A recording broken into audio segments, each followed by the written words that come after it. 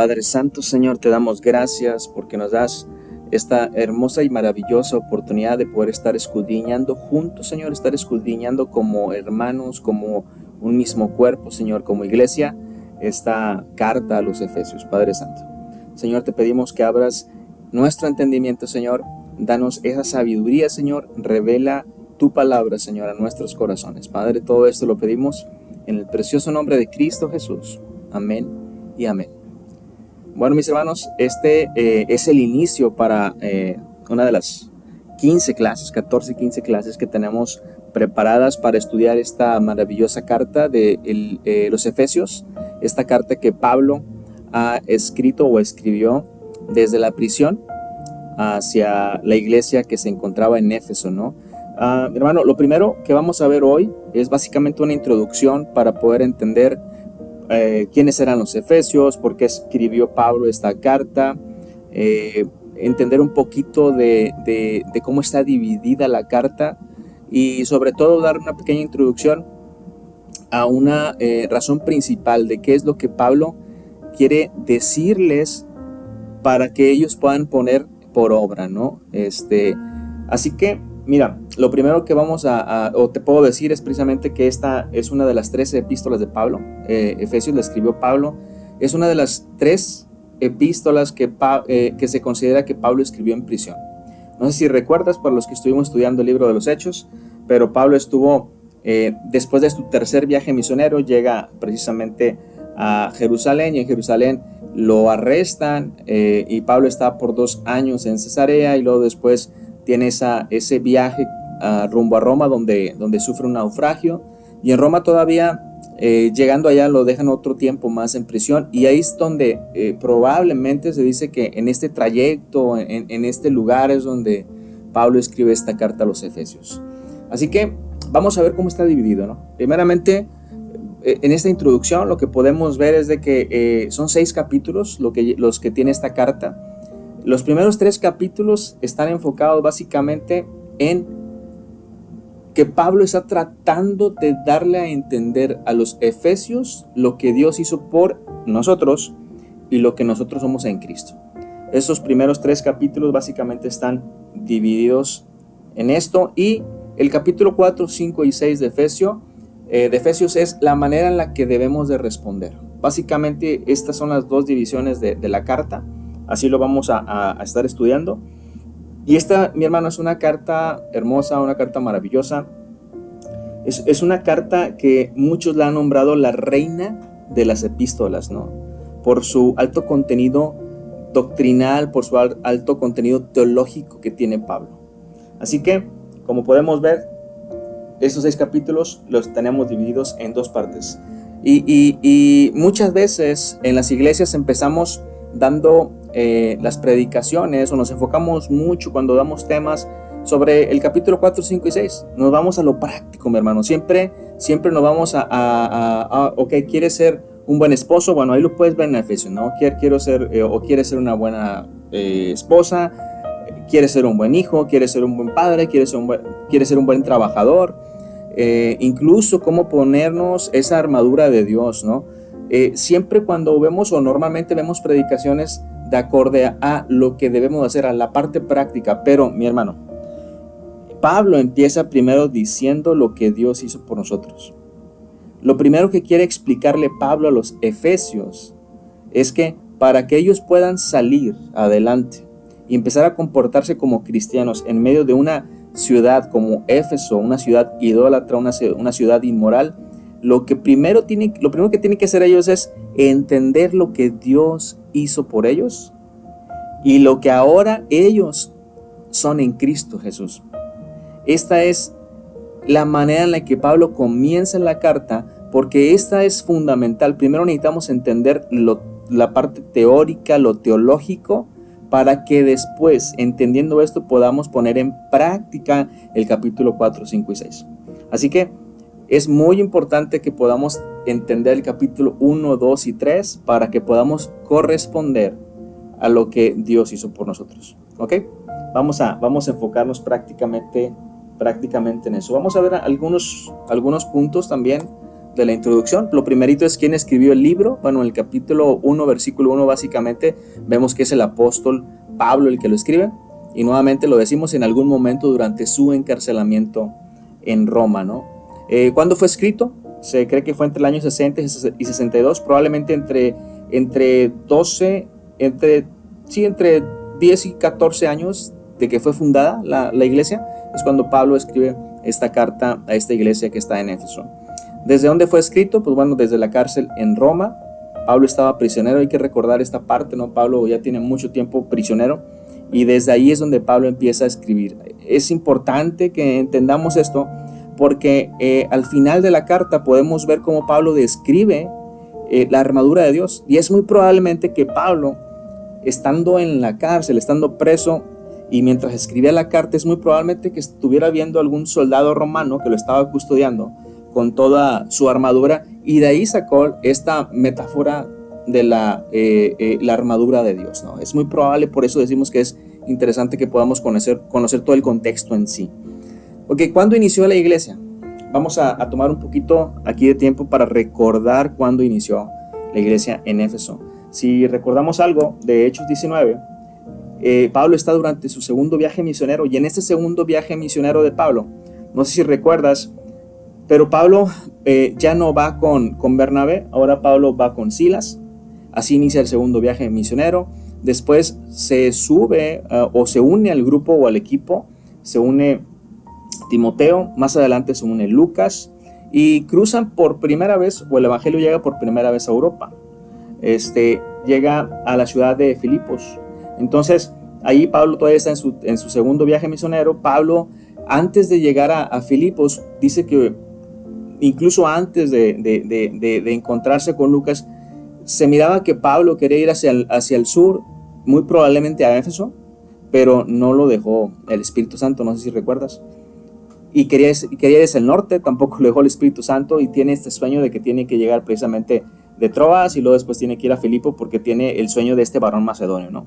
Entonces es interesante porque Pablo sabía que llegando a Éfeso era la capital de esta provincia, de una de las provincias romanas. Entonces Pablo sabía que llegando a esa capital y pudiendo o logrando influenciar a algunas personas que ya van a ser hermanos de ahí, pues bueno, era más fácil poder tener o hacer una iglesia y de esa iglesia empezar a sacar como iglesia matriz algunos hermanos que fueran a evangelizar hacia los lados, ¿no? Y poder expandir la palabra del Señor. Pero el Señor, como vemos, el Espíritu dice que no lo deja, que no lo dejó el Espíritu Santo. Entonces llega primero a Filipo, después de Filipo va a Tesalónica, a Berea, a estas ciudades, después llega a Corinto, después llega a la parte de Grecia, y por último llega ahora sí a Éfeso, tantito antes de llegar a culminar o cerrar su segundo viaje a lo que viene siendo Jerusalén. Entonces cuando llega ahí en Éfeso, en ese segundo viaje misionero, ya nomás va de pasada, y es ahí donde deja precisamente a Priscila y Aquila, ¿no? Entonces básicamente habla con ellos poco. Los judíos de ese lugar decían, o dice la palabra, que querían que se quedara, le rogaban que se quedara. Fue algo muy raro porque normalmente en el primer viaje y en el segundo viaje misionero de Pablo, los judíos siempre lo estuvieron persiguiendo la mayor parte de las veces, pero en ese lugar que nada más alcanza a ir de paso por primera vez, los judíos le ruegan que se quede, y dice que no puede porque tiene que llegar a presentarse allí en Jerusalén, ¿no? Entonces deja a Priscila y Aquila. Después nos narra la historia, ese es Hechos 19, después nos narra la historia que ya en el tercer viaje misionero, por fin Pablo puede llegar a Éfeso, y ahí queda con ellos alrededor de 2 años y medio, 3 años, para que pudiese plantarse ahí ya formalmente una iglesia con Pablo pastoreándola, ¿no? Por lo pronto, por lo que se ve y lo que podemos leer, estuvo Priscila, estuvo Aquila pastoreándolos un ratito, y luego estuvo también Apolos, lo pudimos también ver en el libro de los Hechos. Y después llega Pablo, ¿no? Para poder tener estos 2 años y 3 años.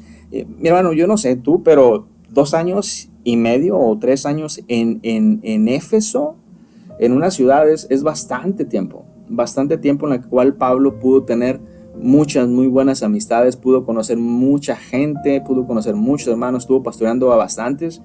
y estoy convencido de que Pablo tenía una relación muy estrecha, muy bonita. De hecho, se nota en esta carta la preocupación que tenía Pablo por esta iglesia de Éfeso. ¿Ok? Ahí es donde se fundó, para que podamos ver un poquito la referencia en cuanto a la economía, en cuanto a la religión, en cuanto a un contexto más claro de lo que era Éfeso. Pues podemos ver este mapa, ¿no? Si vemos aquí la provincia romana, la provincia de Lidia, Éfeso es esta parte de aquí, y Éfeso era la capital de Lidia.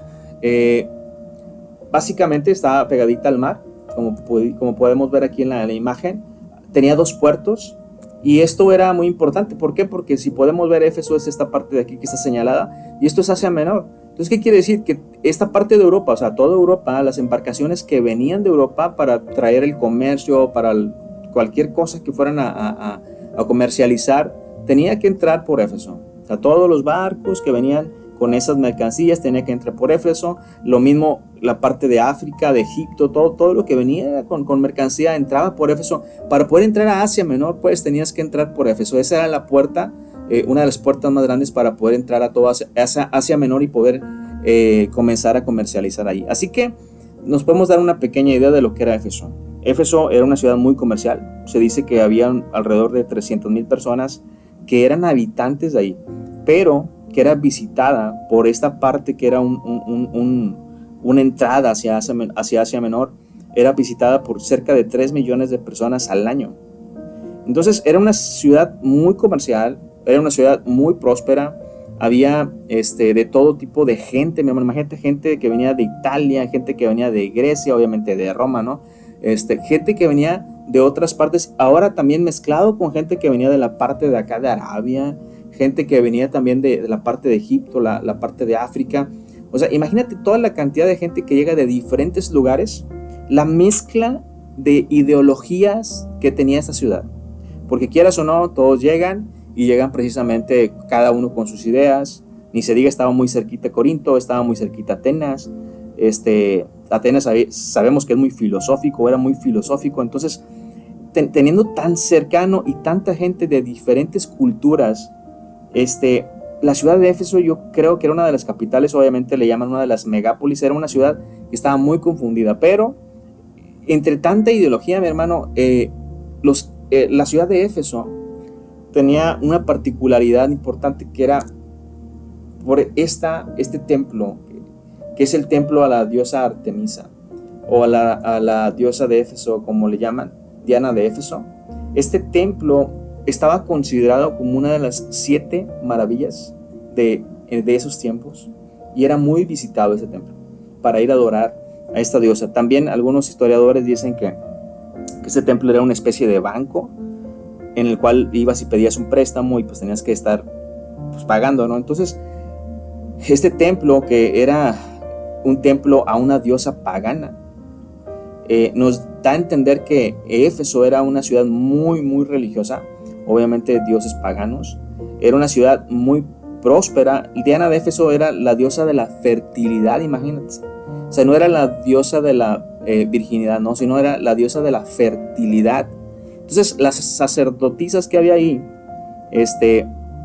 tenían algunos actos inmorales. En pocas palabras, Éfeso era una ciudad muy religiosa, era una ciudad altamente inmoral, era una ciudad que tenía un montón de ideologías diferentes. Era tan religiosa que Hechos nos narra que cuando Pablo llega a Éfeso y empieza a predicar a casi toda Asia, dice, había unos vendedores de unas estatuillas de esta diosa Diana, y ellos empezaron a perder clientes o a bajar sus ventas, porque Pablo había predicado a mucha gente, había convertido a mucha gente, y dejaron de comprar sus figuritas, ¿no? Entonces, era tan religiosa esta ciudad que uno de los comercios más importantes, o uno de los negocios más importantes y que dejaba mucho dinero, era la venta de monitos o de figuritas que representaban a Diana de Éfeso de plata. Entonces, imagínate, mi hermano, una ciudad de muchos habitantes, una ciudad altamente inmoral, altamente religiosa, una ciudad donde el pecado estaba a la vuelta de la esquina, una ciudad donde no tenían temor de Dios, una ciudad que completamente, literalmente estaba alejada de Dios. Pero ¿sabes qué es lo más importante de todo esto? Que aún en medio de tanta inmoralidad, Dios plantó una iglesia en Éfeso, mi hermano. Y esto, mi hermano, es una enseñanza hermosa para tu vida y para la mía. ¿Por qué? Porque te puedo decir que no importa el tamaño de pecado que hayas hecho, no importa qué tan inmorales hayamos sido, no importa qué tan lejanos o lejos estuviéramos de Dios, Dios siempre, mi hermano, irá a buscarte y te va a dar una nueva oportunidad. Esto es una enseñanza que yo puedo palpar de esta ciudad de Éfeso. Y fíjate, ese es el amor de Dios. Y no nada más nos representa este gran amor de Dios al momento de ver a tanta gente tan inmoral, a tanta gente cometiendo pecado, a tanta gente adorando otros dioses. Aún en medio de todo eso, Dios muestra su amor para con ellos, como para con nosotros, en el que siendo aún tan pecadores, tan religiosos, tan inmorales, aún siendo tan alejados, Cristo también murió por ellos. ¿Sí? Y esta es la primera enseñanza que podemos obtener y podemos exprimir de este libro de los Efesios, de esta carta de los Efesios, mi hermano. Y no nada más Dios mostró su amor así, yendo por ellos, llevando a Pablo hasta allá para plantar una iglesia. Y no nada más eso, sino que la bendijo, y la bendijo increíblemente. ¿De qué manera? Mira nada más. Podemos ver algunos líderes, mi hermano, que tenían los Efesios. Era nada más. Imagínate que tú te encuentres a un Éfeso o un Efesio por la calle y que le preguntes, ¿que eres cristiano? Qué buena onda que eres cristiano. ¿Y quiénes son tus pastores? Y que te diga, bueno, pues mi pastor fue Pablo, estuvo ahí como 3 años. Y luego después fue Timoteo. También tuvimos de líderes a Priscila, tuvimos de líder a Aquila, tuvimos de líder un rato a Apolos. Y ahorita creo que tenemos de pastor a Juan, el discípulo amado de Jesucristo. O sea, imagínate la bendición espiritual que el Señor mandó a esta iglesia de Éfeso. Hermano, a Pablo se le nota que hay una preocupación en toda la carta y desde Hechos vemos que hay una preocupación tan increíble de Pablo por esta iglesia de Éfeso. No sé si recuerdas, pero el tercer viaje misionero, después de que Pablo sale de esos 2 años y medio, 3 años de Éfeso y da un recorrido para juntar la ofrenda que va a llevar a Jerusalén, cuando ya va a Jerusalén, tantito antes de llegar a Jerusalén, se detiene, y cuando se detiene le habla precisamente a los líderes de Éfeso para darles ese último discurso. Y Pablo dice que prácticamente ya no cree que los va a volver a ver. El Espíritu le está diciendo que ya no los va a volver a ver. Pero dentro de las cosas que Pablo le dice, algo que a Pablo se le reveló en Espíritu, le está diciendo que que tengan mucho cuidado, porque en medio de ellos, en medio de la iglesia y sobre todo de ellos, van a salir lobos rapaces. Lobos rapaces. Entonces hay esa preocupación en Pablo. 3 años pastoreándola. Después, antes de llegar, hace una última visita, nada más habla con los líderes, les da toda una exhortación. Y ahora lo que podemos ver también es que le escribe esta carta que vamos a estudiar, ¿no? La carta de Éfeso. Y ahora también Dios la bendijo tanto a esta iglesia, mi hermano, que hasta Apocalipsis, en Apocalipsis tenemos una segunda carta, Apocalipsis 2 del 1 al 7, ¿no? Vamos a ver ahora la división del capítulo 1, ¿ok? Para que podamos ir entendiendo un poquito el contexto nada más.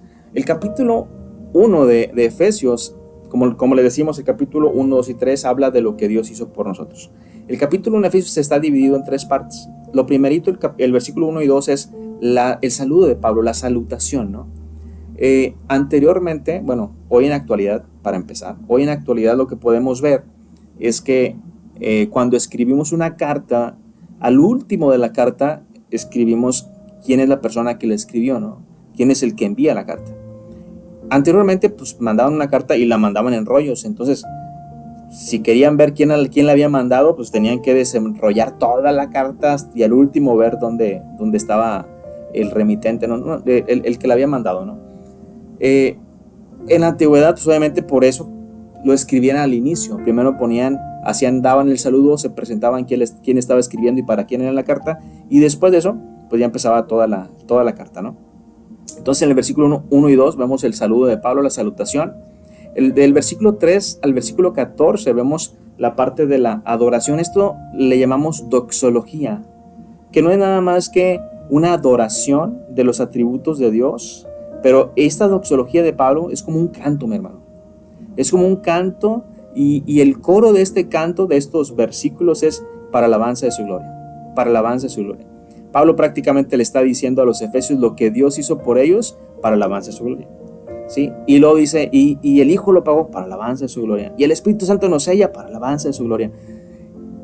Esta doxología o este canto es un canto, como les digo, cargado de doctrina, y doctrina muy, muy, muy densa, pero es necesario poder entenderla para poder hacer o llevar a práctica el capítulo 4, 5 y 6.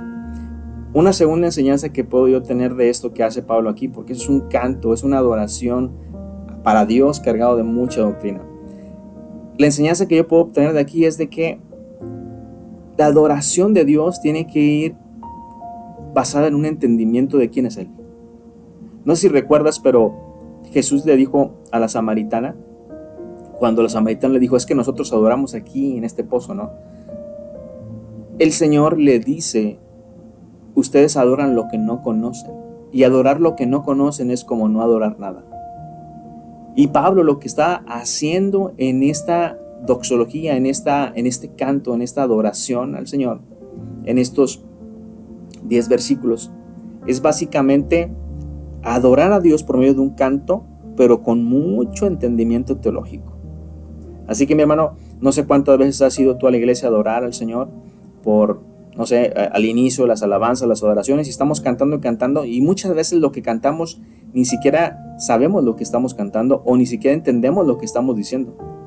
Bueno, Pablo nos dice que es todo lo contrario. Si vas a adorar al Señor, primero conócele y conócele bien, para que entonces realmente podamos adorarle como Él y por lo que Él es. Por último, el versículo 15 al 22 es algo que le llamamos la oración. Pablo, después de dar toda esta doxología, Pablo en estos versículos lo que hace es orar por la iglesia, orar por los santos y fieles. Y bueno, nada más como un pequeño adelanto de la próxima clase, vamos a dar una pequeña lectura de Efesios 1, del versículo 1 al 2 primero, lo que es el saludo, y dice: Pablo, apóstol de Jesucristo, por la voluntad de Dios, a los santos y fieles en Cristo Jesús que están en Éfeso. Lo primero que podemos ver de Pablo es, bueno, ¿quién escribió la carta? Se está presentando Pablo, pero dice algo importante, ¿no? Pablo dice, por la voluntad de Dios, soy apóstol. No dice, yo soy Pablo el apóstol, y empieza a presumir. No, yo soy apóstol, pero por la voluntad de Dios. Si hay un ejemplo de que alguien no estaba buscando seguir a Jesucristo para servirle, era Pablo. Pablo buscaba a los cristianos para encarcelarlos, pero para servirle nunca. Entonces, cuando Pablo tiene este encuentro con nuestro Señor, él entiende y afirma en cada momento que su vida pasada era precisamente perseguir a los cristianos, era ir en contra de Cristo, y que ahora, gracias a la voluntad de Jesucristo, su vida cambió para ser un apóstol de la palabra, ¿ok? Lo que dice el versículo 2 es: gracia y paz a vosotros de Dios nuestro Padre y del Señor Jesucristo. Presenta esas dos palabras. Gracia era la palabra prácticamente que se usaba, y la palabra shalom, ¿no? Son esas dos palabras que normalmente Pablo usa para presentarse y para dirigirlo como un saludo a la congregación. Y vamos a ver algo de la doxología. Nada más vamos a ver 4 versículos.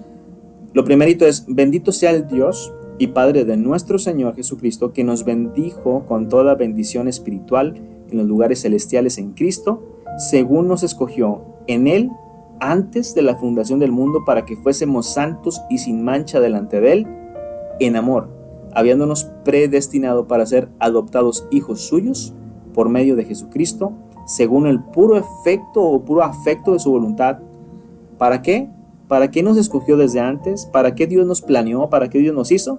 Para la alabanza de la gloria de su gracia, con la cual nos hizo aceptos en el amado. Mi hermano, nuevamente Pablo empieza con esta doxología y lo primero que Pablo dice a la iglesia es: hey, tengan en cuenta que fuimos escogidos por Dios, pero no después de nacer. Tengan en cuenta que hemos sido escogidos por Dios antes de nacer. Es decir, que el plan de Dios está desde hace mucho tiempo y tú eres partícipe de ese plan. Que vivas en Éfeso, que vivas en Reynosa, donde nos encontramos, que vivas en otro país, que vivas en México, no importa, pero desde antes de la fundación Dios ya te había elegido a ti, ya te había predestinado a ti para que tú en algún momento pudieses escuchar su voz. No sé si recuerdas la parábola o las parábolas que se encuentran en Lucas 15, pero dentro de las parábolas habla de la oveja perdida, habla de el dracma perdido y del hijo perdido, que es el hijo pródigo, ¿no? La oveja perdida habla precisamente de que el Señor va y busca a aquella oveja que ha salido del redil, ¿no? Y es lo que prácticamente está diciéndole Pablo a la iglesia de Éfeso. Ustedes estaban fuera del redil, pero Dios vino hasta acá a buscarlos a ustedes. Y lo mejor de todo es que se lo va a llevar o los va a cargar en sus hombros para llevarlos al redil sanos y salvos, hermano. Hay otra cosa interesante. Cuando el Señor se presenta como el buen pastor y que el buen pastor su vida da por sus ovejas, uno de los versículos dice que sus ovejas oyen su voz. Mi hermano, tal vez tú y yo no tengamos descendencia judía. Yo creo que la mayoría de los que estamos escuchando no tenemos descendencia judía. Pero si de algo estamos seguros, es de que Dios nos diseñó, nos hizo con un propósito específico, nos predestinó para ser hijos suyos. ¿Sí? ¿Cómo sabemos que somos sus hijos? Fácil. El Señor va como pastor a buscar la oveja y solamente sus ovejas reconocen su voz. Yo quiero cerrar el día de hoy con este punto y me gustaría que meditemos, mi hermano, en el hecho de que gracias al Señor somos lo que somos. Que gracias al Señor hoy yo puedo escuchar el mensaje. Gracias a Él. Hay un comentarista bíblico que dice: qué bueno y doy gracias a que Dios me escogió antes de nacer. Porque si hubiese sido después de nacer, quién sabe si me hubiera escogido. ¿Me entiendes? Así que gracias a Dios. Porque desde que nos formó con este propósito para predestinarnos, para ser adoptados como sus hijos por medio de nuestro Señor Jesucristo. Y nuevamente tú puedes decir: es que hay que hacer algo, tenemos que hacer obras. Mi hermano, el capítulo 2 de Efesios nos va a decir que por gracia somos salvos, que no es por obras para que nadie se gloríe. Así que tú y yo esta semana podemos meditar en algo increíble. Imagínate cuánto te ama Dios. Imagínate cuánto te ama Dios. En eso meditamos. ¿Qué tanto me ama Dios? Que desde antes de la fundación me creó con un propósito, brother. Nos hizo con un propósito específico. Muchas veces los hermanos de la iglesia estamos diciendo: es que yo no sé para qué Dios para qué Dios hizo que naciera. Mi hermano, ahí está el propósito. Dios nos hizo precisamente, nos predestinó para ser hijos suyos. ¿Para qué, mi hermano? Versículo 6. Para la alabanza de la gloria de su gracia. Para que tú y yo podamos manifestar la gloria de Dios. ¿Qué es la gloria de Dios? Para que tú y yo podamos reflejar su imagen. La pregunta que yo te hago el día de hoy, con eso terminamos y concluimos, es: ¿tú como hijo de Dios ya estás reflejando su gloria? ¿Tú como hijo de Dios ya estás reflejando la imagen de Dios en tu vida? Si no es así, mi hermano, vamos a orar. ¿Ok? Padre Santo, Señor, ahora, después de haber entendido la introducción de Efesios, Señor, no queda más que darte gracias porque nos escogiste, Señor, desde antes de que yo naciera, desde antes de que naciéramos, desde antes de que pudiésemos abrir nuestros ojos y cometer el primer pecado, Señor. Gracias por habernos escogido antes, porque si te hubiera esperado, Señor, a que hubiéramos nacido, quién sabe, Señor, si fuésemos tantito dignos, Señor, de poder ser tus hijos, Padre. Señor, gracias también te damos porque nos das la oportunidad de poder estudiar juntos este maravilloso libro. Y te pedimos, Señor, en este capítulo que tiene mucha teología y que es muy densa, Señor, que tú puedas abrir nuestro entendimiento, Señor. Abre nuestro entendimiento. Los versículos más adelante dice que abras los ojos de nuestro corazón para que podamos escuchar tu palabra, para que podamos entender tu palabra. Y una vez entendiendo y escuchando y conociéndote, Señor, podamos hacer lo que hizo Pablo en estos versículos, Señor. Adorarte con entendimiento. Todo esto lo pedimos en el precioso nombre de Cristo Jesús. Amén y amén.